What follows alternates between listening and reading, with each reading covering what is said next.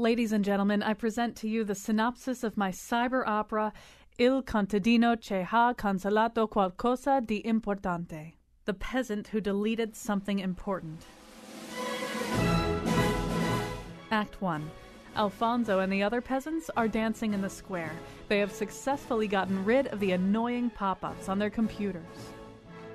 The beautiful Marcella steps forward and sings Ho dimenticado la password de finestre. I forgot my Windows password. Act 2. The townspeople gather in a meadow under a warm morning sun to watch Prince Lenovo attempt the impossible. He sings Posso ottenere l'accesso a questo sito. I can log on to this health insurance website. But now there's a terrible storm. Alfonso cries out that he's made a mistake with the delete key.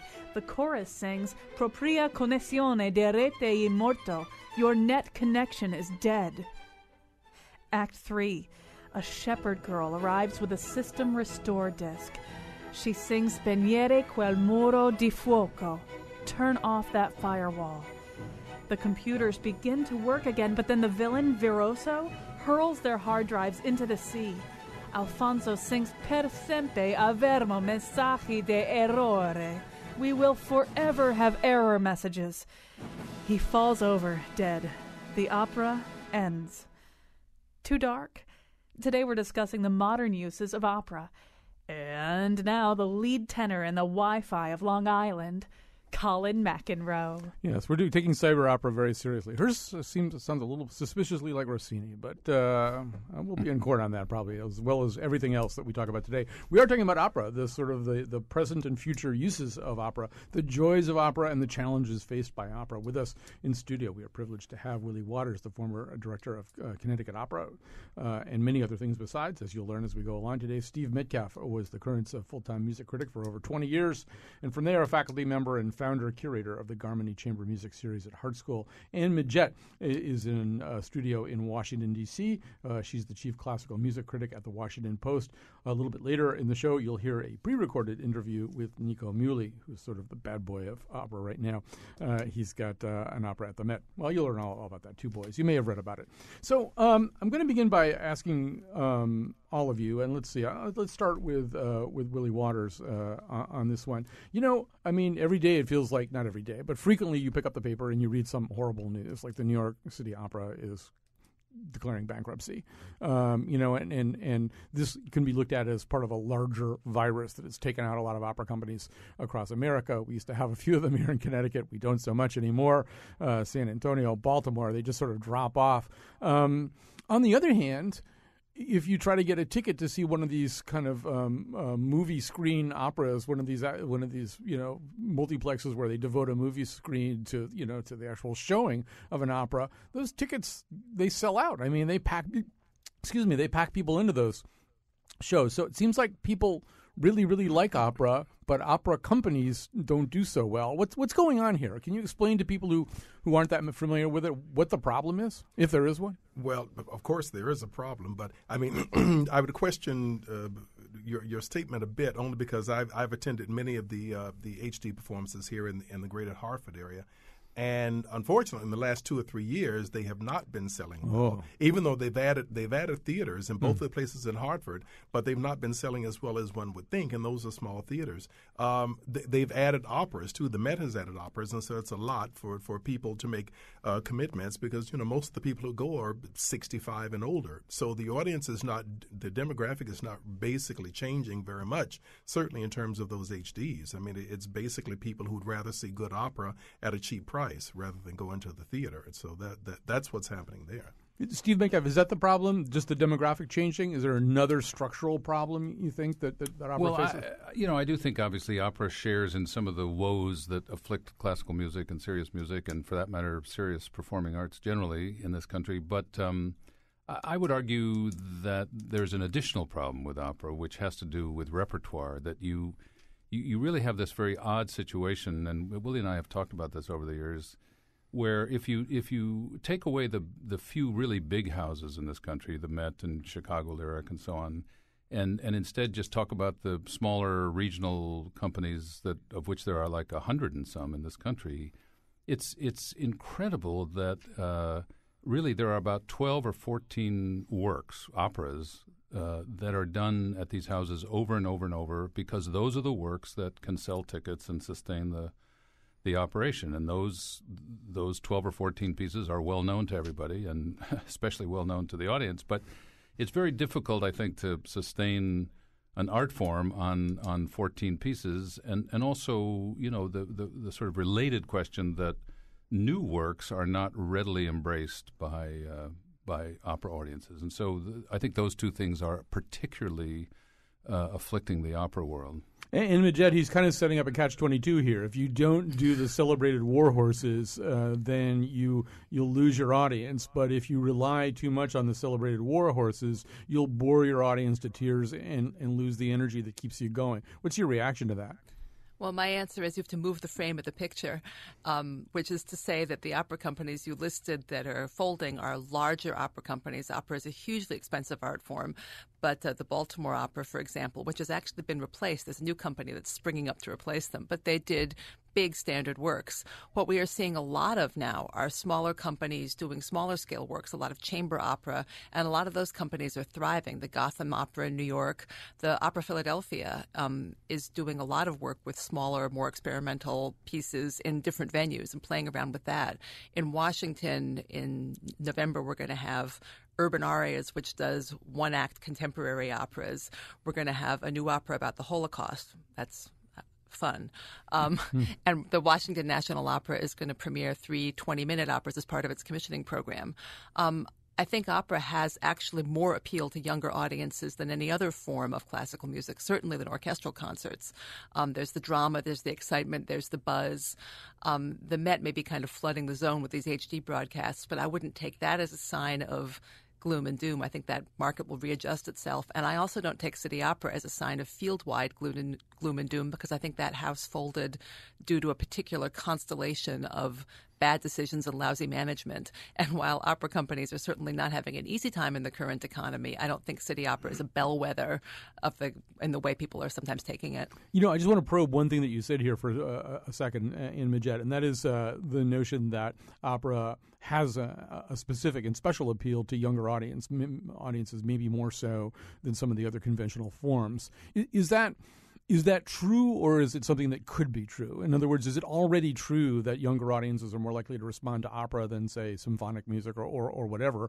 Or is it true that if done right, opera should appeal to that audience better? No, I'm basing it partly anecdotally, and I suppose I no longer qualify as a younger audience, but I know that none of my college roommates had much interest ever in going to an orchestra concert with me, but everybody will go to an opera. There's the drama, there's the sets, there's a sort of general interest. I remember an older friend's daughter who was in her 20s seeing the Met broadcast in Times Square when they did Madame Butterfly and going straight off and buying a ticket because she was so jazzed about that Madame Butterfly. I had some other anecdotal examples of that kind of appeal. And then you have some of these smaller, funkier operas and Philip Glass operas, and you do see younger audiences at that. I think it does have a younger appeal. I have not done the homework. I'm sure that the marketing departments of various opera companies can quote you chapter and verse on the actual ages of people. I'm not seeing a lot of young people at the Washington National Opera, but I think there are companies that are tapping into it very successfully. I think maybe it's a good idea also to step back and define our terms a little bit more, too, because we're talking about opera, and we're obviously talking sometimes about these grand scale, gaudy, fabulous, large-scale operas. On the other hand, we're also talking about chamber opera, and I know whereof you speak to a certain degree every year, the New Haven Festival of Arts and Ideas has at least one fabulous, interesting-looking, funky, small-scale chamber opera. But in some ways, I think for the average person who hasn't really followed trends in music, even the ability to link those two things as the same genre in their heads maybe not entirely there umbilically. So maybe let's take a step back, Willie Waters. When we talk about opera, what is an opera? If we're talking about the form, what is the form? Well, I've worked with many young artist programs and apprentice programs attached to opera companies in which we take opera into the schools, and we use the basic definition, a very elementary basic definition that opera is a story that is sung. And then the second part of that is that it's sung by voices that are trained to project into a large theater over an orchestra. beyond that, it begins to be a bit murky because we've had lots of pieces that some are considered operas like Sweeney Todd or not like Sweeney Todd, so that's one of the clearest, I think, definitions that one can use for an opera. It's just a story set to music, most of which is sung. Metcalf, obviously, maybe a way to adapt it is to say that opera is a story which is sung, but not by Russell Crowe. Because Les Mis is a story which Anybody ideas? Well, I've talked about this before. I mean, I'm among those, and I realize there are many who are not, who basically take the position that, you can't on the one hand say that Daughter of the Regiment is a serious piece of art and then say that Candide or Sweeney Todd is not. Mm-hmm. I mean, you just can't do that. And furthermore, if there's a little bit of dialogue in the latter, that doesn't disqualify it either. We were just down actually this past weekend at Goodspeed to see Frank Lesser's Most Happy Fella, which is a piece I hadn't actually seen in decades. And it's a charming, wonderful piece. It's beautifully crafted. It's wonderfully orchestrated. I imagine he didn't personally do the orchestrations, but nevertheless, it's a great piece. It's certainly a piece that's appropriate for trained voices, as Willie says, and it's operatic in its ambitions. And so I have no problem, no hesitation in calling that an opera, and a very workable, successful one at that. So I do think we have to put those so-called musical theater works in there if we're going to be true to ourselves. I heard you say thank you, Anne Majette.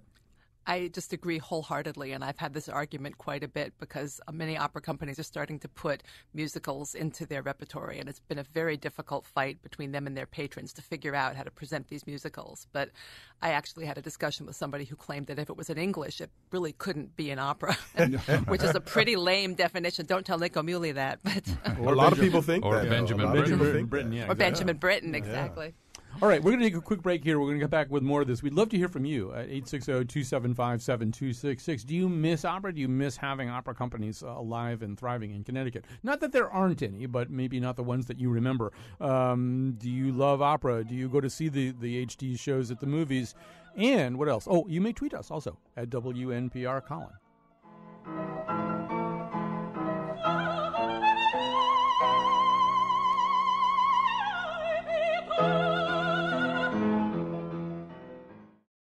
Yes, absolutely. Go see that Andy Norell. We have actually the founder curator of the Garmany Chamber of Music series, Steve Metcalf, right here in the studio tomorrow. I should go ahead.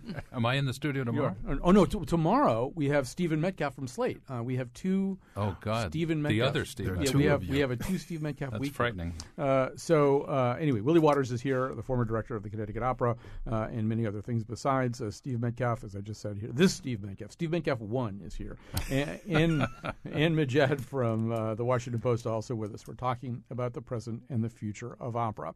Anne Majette, as we close this last segment, and I want to repeat the phone number if you want to call in, 860-275-7266, 860-275-7266. And Majette, as you closed the last segment, you were saying, you talk to people sometimes who say if it's in English, it can't possibly be an opera. But what's really happening here, and we'll be talking to Nico Muley, one of the practitioners of this, is increasingly we're seeing operas that are about very contemporary things, that are about the Achille Lauro hijacking. They're about Anna Nicole Smith. They're, as they say on Law and Order, ripped from today's headlines. And you sort of, it seems to me anyway that could be a very energizing thing for opera, depending on whether or not it's done well, I guess. Can you tell us a little bit more about that? What kinds of themes and topics you're seeing now? Well, I would say first that opera has always dealt with topical themes. Opera in the 19th century was what Hollywood is today. If there was a popular book, you went out and made an opera of it. Sir Walter Scott, perhaps Willie knows better than I do how many operas were made of Sir Walter Scott books. It's over 100. Right. So the idea that this is somehow new or different, Offenbach's operettas are all filled with contemporary references. But I would say starting probably with John Adams' Nixon in China, the idea of doing a contemporary political piece gained great currency. It was seen as a vaguely provocative thing, and there have been dozens and dozens of attempts since then, either taking a political figure like Harvey Milk, a sort of noble operatic figure, or Anna Nicole Smith most recently, an opera by Mark Anthony Turnage that was City Opera's swan song before it bit the dust the other week. But I've seen there's an oratorio of the Alberto Gonzalez hearings by the composer Melissa Dunphy. Basically, you can set anything you want. Opera is about, there should be a dramatic element to opera, I guess, if I were throwing out definitions. And people seek that. And I fear a little bit seek relevance by grabbing contemporary topics. But I certainly would rather see Anna Nicole than yet another opera that's a setting of a famous play or book. The even now the Gotham Chamber Opera, which you mentioned, is doing a version, I think, of Princess and the Pea, but it's done as reality television where there are cameras kind of chasing the people all over the stage. And so, Willie Waters, just to come back to Steve Metcalf's earlier point, that as you look sort of regionally around the country, there are opera companies doing the same 16 operas over and over again.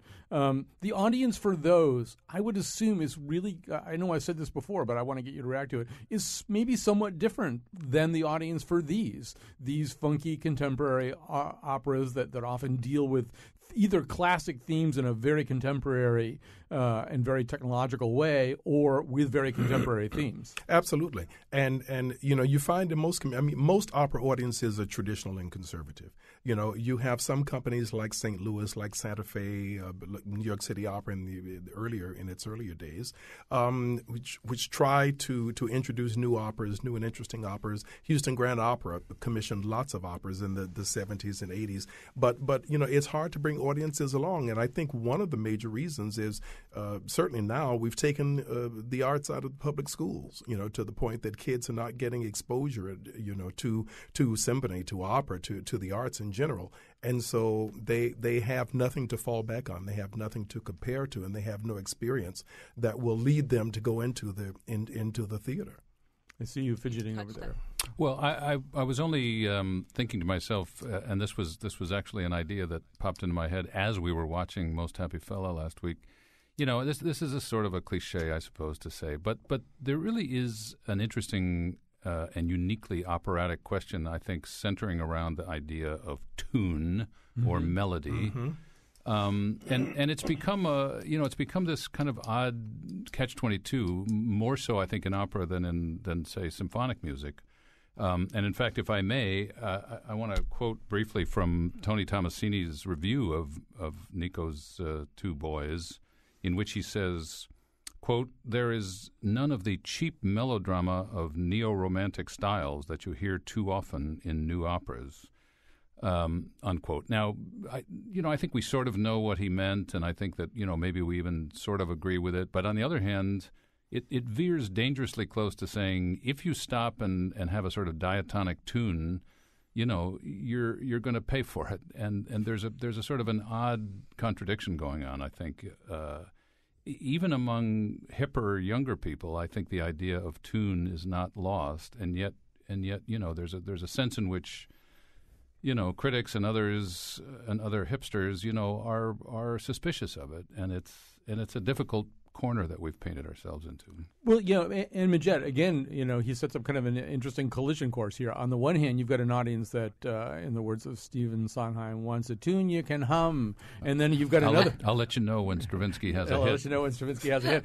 And on the other hand, you've got an audience that he's imputing a problem to with that, an audience that is going to listen to that song, going to listen to that tune, that hummable part of a modern opera and say, well, that's not cool. I had a friend who said she didn't want to hear Britain's Peter Grimes because of all the ugly modern music. Britain's Peter Grimes being one of the most melodic pieces in the repertoire, but to her it was contemporary and new and scary. So I think there's a lot of context and mental preparation or mental obstacle to this. One thing that intrigued me that a company director told me a couple of years ago was that you had a lot of American regional opera companies grow up in the 70s in the wake of the Met stopping touring. There was an audience with an appetite for opera that no longer had a touring company coming through. Regional operas grew up. Those audiences have now matured, and they've heard a whole bunch of La Bohèmes, and they've heard a whole bunch of those 14 operas, and the audiences themselves are starting to get a little restless. It's now evidently harder to sell a Rigoletto than it used to be, but they don't quite know what they want to replace it. And so you're seeing a lot more new opera at a lot more houses in the last couple of years than we had seen before that. San Francisco did two new main stage operas within 3 months this calendar year, one in June and one in September. The one in September based on Stephen King's novel Dolores Claiborne, if you want a topical topic, and the other one based on the Gospel According to Mary.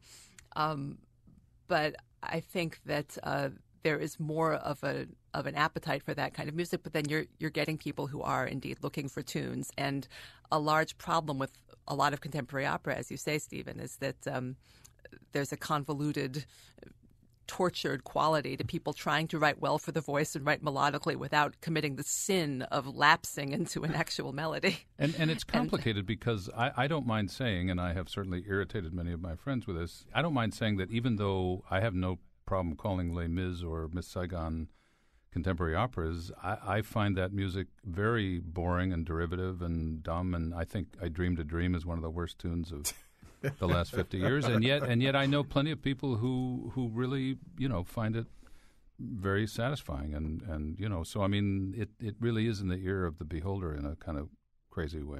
But Willie, you also know it when you hear it. I think that in general, Peter Grimes is a very compelling, or Wozzeck, a great example of an opera people think they're not going to like, by Alban Berg, because it's a contemporary, challengingly non-tonal piece, and yet it's incredibly powerful dramatically, incredibly beautifully constructed, and it usually gets a very powerful reaction from the audience once they get into the theater.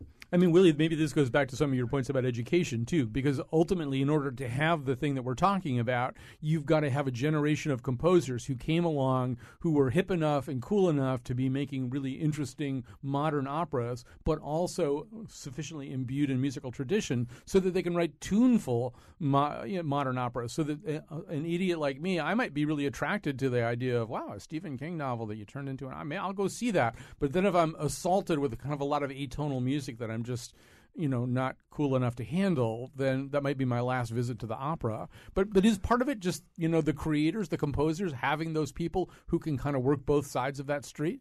Well, sometimes yes, sometimes no. I mean, I would like to, when I was coming up in the operatic world, I mean, we would say there were a lot of contemporary operas that were sort of classroom exercises, that composers wrote them for their own edification and not for audiences, because certainly at that time, we're talking about the 70s and 80s, audiences were indeed, as I think they still are, traditional and conservative. So it's hard to get people, to do something new and different in opera, and it's very strange because in most other things in our lives, we do things, we change, we do new things all the time. But for some reason in opera, we get stuck in, something that keeps us from going further. And I maintain, though, that if we can get people into the theater, we can make the case for a lot of these pieces, but it's getting them there that's the problem. Let me go ahead. Well, I just want to say, just to take the melody idea one tortured step further, Sondheim, who you just quoted, Colin, from Merrily, is a very instructive example. Of course, he's an instructive example about a lot of things. But I mean, in the narrow question of melody, how many times do we read or hear from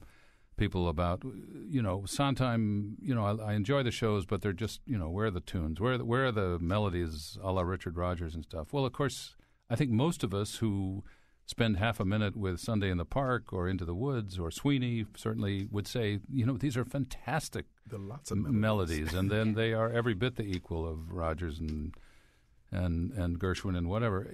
So clearly melody and modernism, are wrapped in this kind of complicated dance that I'm not sure we've figured out yet. Let me grab a call. Well, let's remember that when Carmen premiered, people hated it because it had no melody. Just remember. Yeah, but about 10 years later, that was all gone away. I mean, most of the standard rep operas were standard rep within 8 or 10 years. Let me grab a call here from Carolyn in Walcott. We're going to have an interview with Nicole Muley in just a second here, but here's Carolyn in Walcott. Hi. Hi, how are you? Just fine. So I'm a private voice instructor. I teach at Summit Studios in Manchester, and I am very much enjoying this conversation.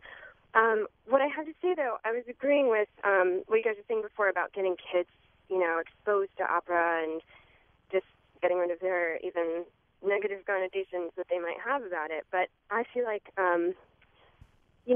being an instructor, half the time it's getting it past the parents, which I find very strange.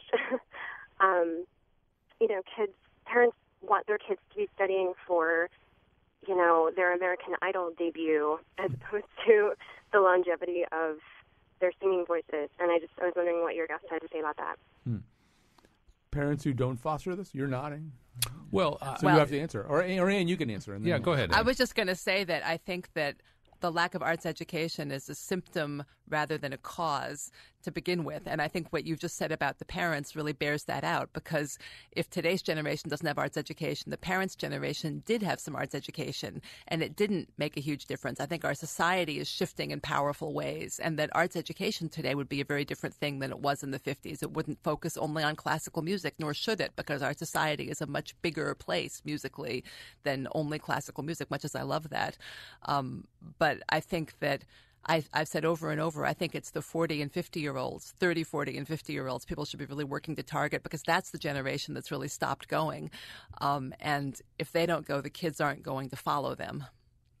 Yeah, and I would just add that, having grown up in a town whose public school system had fantastic and continues blessedly to have fantastic music programs and music education, it doesn't necessarily follow. I hate to break this to you, Willie, but it doesn't necessarily follow that waves of those kids, are going to be buying tickets to Defra on a shot in New York. So, it's a much larger cultural phenomenon than just public school music programs. Yeah, but my point is probably more appreciation than anything else. I mean, at least if they're exposed to it, then they can make a judgment. Yes, I'm going to go, not I'm going to go. But if they aren't exposed to it, then they take their responsibility from other people, and then they say no, this is terrible.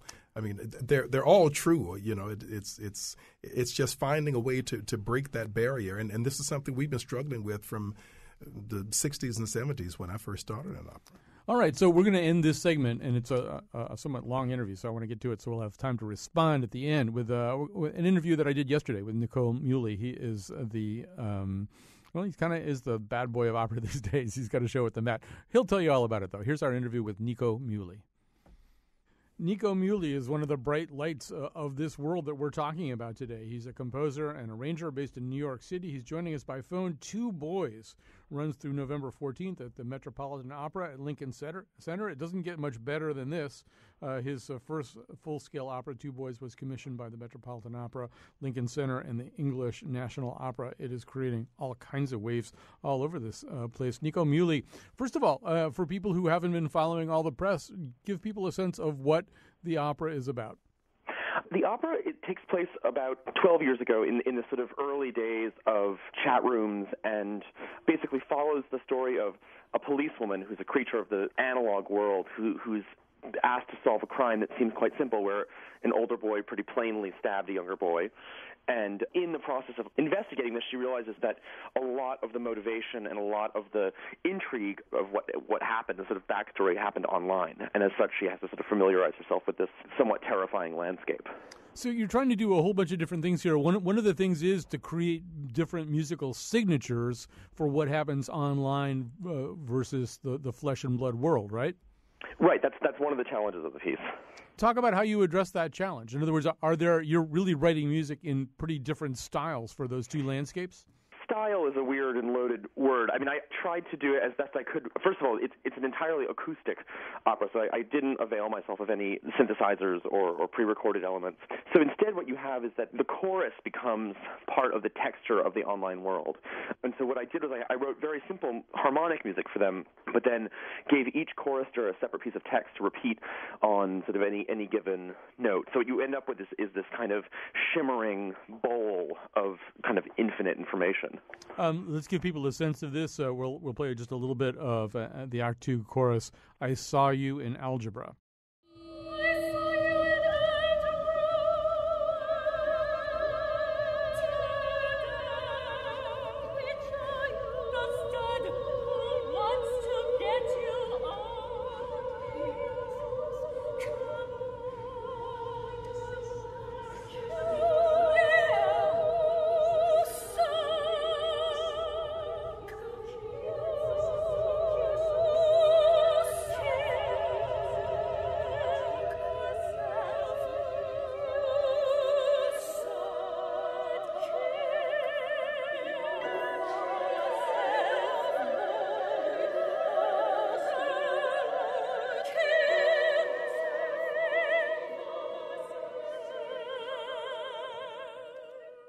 So, Nico Muley, tell us what's going on in that chorus. What's going on in that chorus is that we've just had a very intense real-life interaction. It's the first meeting in actual flesh space between these two boys, and as their relationship sort of intensifies, the chorus starts painting this very milky picture of life online, during which the text that Megan Meyer, who was a young girl who killed herself a couple of years ago, it was the text that she was sent right before she hanged herself, sung by two members of the Metropolitan Opera Chorus. So what you have is this idea that even if you're casually observing online, there's always someone cajoling someone else to do something terrible, or someone sort of emotionally manipulating someone else. Throughout the opera, we have this, very high-sounding music, this very high-culture-sounding music, but what's coming out of people's mouths is often the sort of more pedestrian kind of speech that one encounters in high school, that one encounters in middle school, that one encounters online. And obviously, it's meant quite seriously. Do you feel that there's a little bit of a tension sometimes between just the majesty of the music and what people are actually saying? I would disagree right from the beginning of your statement that there is music that sounds like high culture. That sounds like that seems like a very strange thing for one human being to say to another human being. So I'd advise you to rethink that, just as it relates to your own life. But also, I think opera has always concerned itself not with being lofty at all, but by being quite mundane. In the beginning of The Marriage of Figaro is essentially a trip to Home Depot. It doesn't get poetic until much later. So no, I think there's a tension because the language itself is not very poetic the way people speak to each other online, but that's sort of what we were going for. So it's deliberately tense. So in a way, you've prefaced my next question, which is that you're obviously sort of mining, as a lot of people writing opera these days are, mining contemporary events for operatic subjects. I'm assuming what you would say is this really isn't necessarily all that new. It's just that when we look at classic opera, what we don't understand is that they were essentially doing the same thing. Yes, quite. And I think, and opera has always engaged, either super directly or in a kind of code with the world it inhabits, if that makes sense. I think in a lot of Mozart operas, of course, they can be read allegorically as, representations of his community. It's a strange thing to think that opera needs to concern itself only with mythic. I think there's so many examples of the operatic in our daily lives that sort of makes sense to me. So do you find that you are, I saw, for example, you did an Ask Me Anything on Reddit. Somebody asked you about other operatic subjects, and you directed them to a New York Magazine article about a divorce within the Orthodox Jewish community that, according to New York Magazine, has achieved the status of urban legend in Orthodox communities from New York to Jerusalem. It involves accusations of bribery. It's being called a Hasidic version of Jarndyce versus Jarndyce, the Dickens Bleak House case. It's amazing. What's amazing about that is that it's so specific to this one community, but it's also something that we all totally understand, which is the complicated ways in which an arranged marriage can go south. In other words, as you're encountering the real world, you're encountering the news around you. To you, that's operatic fodder. It seems like it. Yeah. I think this is not in any way to put down the work that other people have done, but I think in a lot of cases, if something is a good book, it's a good book. It doesn't necessarily need to be turned into an opera, or something that in mythology. I like that myths are told sort of orally. I'm not sure that I want to see it on the stage, if that makes sense. But again, this is a very personal thing. The things that intrigue and arouse me are in the news. Another thing that you are, I think, at 32, you're sort of an opera composer. This is a fairly new thing, an opera composer who's lived a lot of your life online, too. You really have a very active Twitter feed with lots of followers. As we just said, you did an Ask Me Anything on Reddit. Are you getting a sense, as you hear from audiences that see the opera Two Boys, that generation, which has lived a lot of its life online, gets this opera in a way that maybe somebody who's 55, 60, 65 doesn't, because so little of their lives has been lived on the digital platforms? Well, yes and no. I think to a certain extent that is true because people specifically my age have told me, "Oh, that's so crazy." When I saw that, I recognized my literal own self in high school doing those exact things. But in this opera, our narrator is an offline creature. This is a woman who who is in her 50s, we assume, and who belongs to a generation who's used to getting information and she's used to having information presented to her in a very specifically analog way. So in that sense, I think that, the opera shouldn't be alienating to people in their 50s and 60s, and in fact, they have a very good sort of tour guide through hell in this offline detective. Do you also sense in the work that you're doing right now, obviously you are heir to a modern tradition that includes Philip Glass and Steve Reich and Meredith Monk and people like that, but you also cite as influences people like Paul Simon, Tracy Chapman, Sufjan Stevens is somebody I know you've already collaborated with. Is there kind of a sense now that what opera is a little less segregated and that a lot of different kinds or styles of musical composers can work in the opera genre? Yes and no. I mean, I don't really worry too much about genre because it stopped being relevant when they closed the record stores, right? Mm-hmm. And opera used to be, as you pointed out, opera used to be the craziest place in the record store. Like you'd walk into the store and then you have to go into the classical section, which itself was cordoned off, and it felt like you were buying porn, right? And then you went into the opera section and it was even crazier, and the people were even more kind of dire. I'm not sure that it's a question of the style of music. I mean, I think the piece that I just wrote is a very specific construction. It's a grand opera. It's for unamplified singers and orchestra. It belongs in a space that does that, which isn't to say that that there isn't room for something like Steve Reich's The Cave, which I think is one of the high water marks of Western civilization, which is for a small ensemble of amplified instruments, a small ensemble of amplified voices, and a bunch of video screens. I just don't worry too much about it. I think opera's going to be fine. You think opera's going to be fine? I mean, structurally, as you look around the country in places that are not the Met, obviously the classic style of doing opera is harder and harder to do. The economics really militate against the form in a lot of ways. Although, obviously, if you're sort of following chamber orchestra, an awful lot of the really exciting artistic statements being made these days are being made as chamber opera. When you say opera's going to be fine, what do you mean? I think the audience's hunger for stories told through song is not going to go away. Whether or not that means that there's going to be a focus on chamber work, or whether or not that means there's going to be a sort of refined focus on fewer grand pieces, I'm not, I can't predict that. But I think anxiety about the future of the genre is really not helping anyone. It assumes a past that I think is false, and it also, I think you'll find that most people who have something to say about the future of anything are in some weird way being paid for this, if that makes sense. They're not doing it as a service to humankind, right? You'll find that on the back end, someone's on the take. Well, do you worry that you'll find that, having worked on this scale, it really doesn't get better than this. It's the Met. It doesn't get better than this. And who knows, maybe you'll have 20 more opportunities over the course of your career to do it at this level, at this scale. Are you a little worried that having seen Paris, it might be hard to go back to a smaller scale opera? No, I have to say the scale is obviously it's thrilling and insane, and it's just so exciting. But no, I always look forward to making works in different sizes. The other day I heard a piece of mine that I wrote for Hilary Hahn, which is just her, against a drone, and you can still, there are ways to. As a composer, I think it's good to be able to work in different scales and keep all those muscles working. You sort of already answered this question in a way, but why opera specifically? In other words, there's lots of ways to tell a story, and if you walk around New York, there are an awful lot of people doing musicals, which are songs interspersed with spoken word. What's the specific power of opera? Why do you want to work in that form? For me, it has to do with the quality of the voices. I've yet to really fall in love with a musical theater voice. Mm-hmm. For me, what's so miraculous about opera is that it is this insane tightrope walk of technique, of language, of just working with the acoustics of an enormous space that you don't find in musical theater.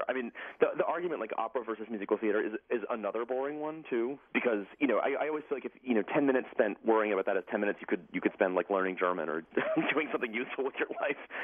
So in terms of a form of expression, you try to make a piece that fits the constraints of the commission, if that makes sense. Like the Met asks for a piece, I'm going to give them a grand opera. I'm not going to be like, here's my weird 9 synthesizer Tron video opera.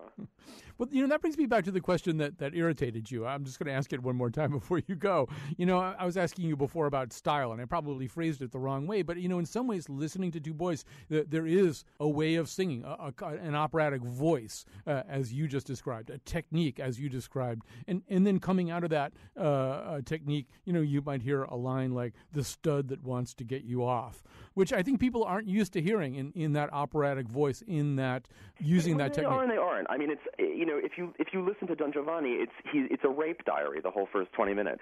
I mean, I think the specific words, yes, there are moments of dissonance between the beauty of the thing, but what's fun about opera is that the people who sing it are people, and they're people who have lived lives, and they're actors who can bring their experiences as human beings to, interpreting a hard line like, gob on it or whatever, which is how people talk to each other online. Absolutely. Well, listen, Nicole Muley, it's so great to talk to you. Congratulations on your success. We're going to close with a little bit more from the Opera Two Boys. Why don't we play a little bit of I'm Only 16? And Nico, as the audience is listening to this, and this NPR audience, they like opera, but maybe they're not too familiar with what you've done or the vein that you're working in. What do you want them to listen to as they listen to a little bit of this? This is an aria from the first act of the opera, and it's less of an aria and more of a swelling in the road, where we have this young boy who's trying to explain to this woman why it is that he sort of throws himself at the mercy of the computer instead of actually engaging with his parents or friends. At the beginning, it's sort of herky-jerky and him, being nervous and uncomfortable, and then all of a sudden, as he sort of gets into the rhythm of his story and into the rhythm of the sort of elegance of what it's like to not have to deal with people offline, but to basically submerge yourself in this bath of online relationships, the music sort of assumes a regular heartbeat and a regular footprint, which I think is pretty clear. All right, Nicole Muley, so great to talk to you, and let's end with I'm Only 16. I'm only 16. Look, I get up, I go to school and go to football and come home and do my homework. I watch TV. I eat dinner. And then,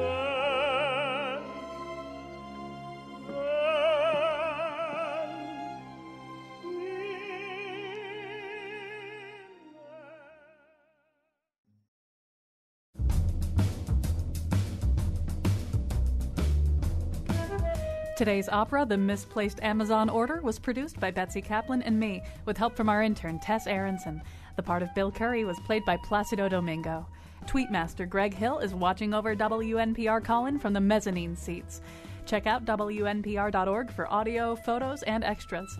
On tomorrow's show, we revisit our conversation about the possible death of the humanities. And now, back to Colin. All right, we're back. We're still talking about opera in the studio. Willie Waters and Steve Metcalf on the line from the Washington Post, actually from the Washington Studios. Ann Majette is with us. She's a critic for the Washington Post. So much to cover and so little time that's left. Ann Majette, I think it's fair to say that actually you weren't entirely a fan of Nicole Muley's opera. So if you didn't like it, what didn't you like about it? Did you not like it as opera, or did you just not like the music? No, I thought the choral writing was wonderful. I thought he had some of the same trouble with the arias that we were talking about before. It's difficult to write well for the solo voice and to figure out how you want to do that dramatically. And I thought the libretto was a big problem. I thought it was odd that somebody as hip and with it as Nico presented a piece that was really about sort of the perils of this evil place, the internet, which was, I think, largely based on the input from the librettist, who was an older person who maybe wasn't quite as plugged into the internet. But it became this very sort of moralistic tale about these horrible identity shifts that can happen on the internet, which we all know about, but it seemed a little naive to me. There were a lot of great things about it, and the performances were super. There was some really good singing, but I was a little disappointed overall. Steve Metcalf, I'm going to ask you the question that I asked him. There's a clash. There's a clash that's almost comic about this pedestrian vernacular language sung in this high operatic style at times. Is there a way to solve that if you're going to write in a contemporary vein, if you're going to write about contemporary figures, contemporary issues? How do you make it sound operatic and not goofy? Yeah, well, yeah, goofy. It is a tough one. Well, in a way, it kind of reminds me of yet another Sondheim lesson here. People have asked Sondheim over the years whether he thinks his shows are operas, and he very often answers by saying that he is not a fan of the sort of trained, operatic, if you will, voice, and that when he thinks of his material, he thinks of it as being rendered more by kind of straight ahead Broadway voices, non-legit voices, as some people say in the business. And I think that's what ordinary people perceive. I mean, it's even little kids. When you talk about opera, they suddenly do this kind of parody of what they think a serious voice sounds like. And I think that's the problem. We're not accustomed to hearing those kinds of words come out of that kind of voice. Willie, is there some fundamental bargain that we could almost lose here that is at the heart, at least, of the classical understanding of opera? The more technology that gets piled in here, the more that we, really do have all kinds of not only new themes, but new technologies, new ways of staging opera. There's this older idea that there's this big space and this big music, and these unmiked voices are almost athletically going to address the problem of filling this space and connecting with the audience. That's what opera is. It's really this kind of massive and, as I say, almost athletic undertaking to do something like that. Is that part of opera that kind of has to stay to keep you engaged as an opera performer? Yeah, as far as I'm concerned, it is, because then why have the two different genres? Then it would all meld into one. And as I said earlier, a lot of the lines are being blurred now anyway. But one of the distinctive things about opera is the use of the human voice, the way the voice is trained and the way the voice is used to perform this music, which generally is not done in musical theater, although there are a lot of legit theater voices, that sing a lot of, legit things in theater. But it's not just as prominent or as prevalent in musical theater. But I think that's an important part about opera, and I don't think we should apologize for it.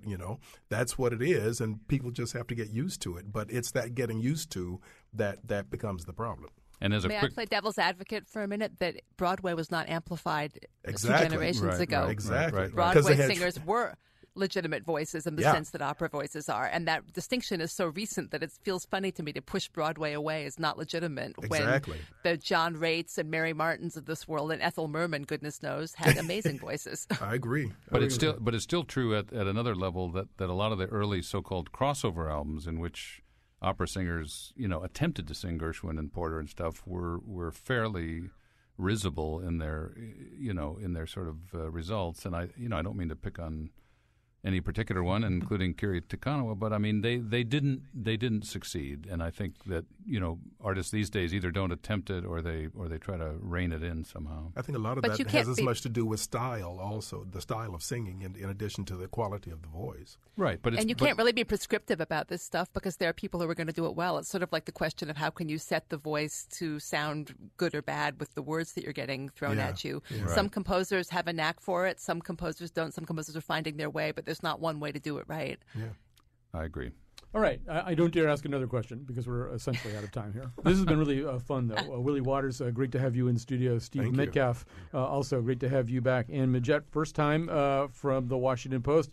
I'm sure we'll talk to you again. She's chief classical music critic at the Washington Post. We also talked to Nico Muley.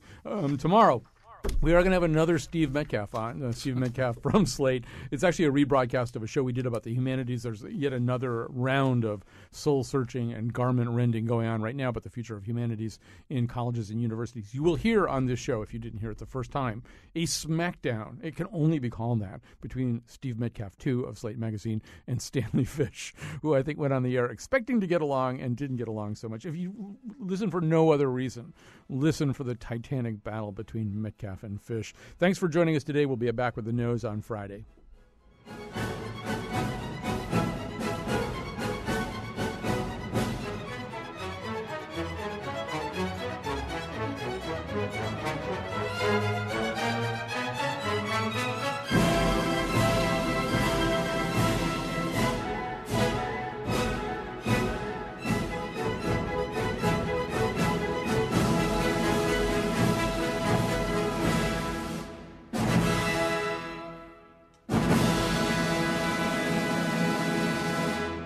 I'm Chion Wolf. My next opera is called Il sono un cattivito schimia senza cervello.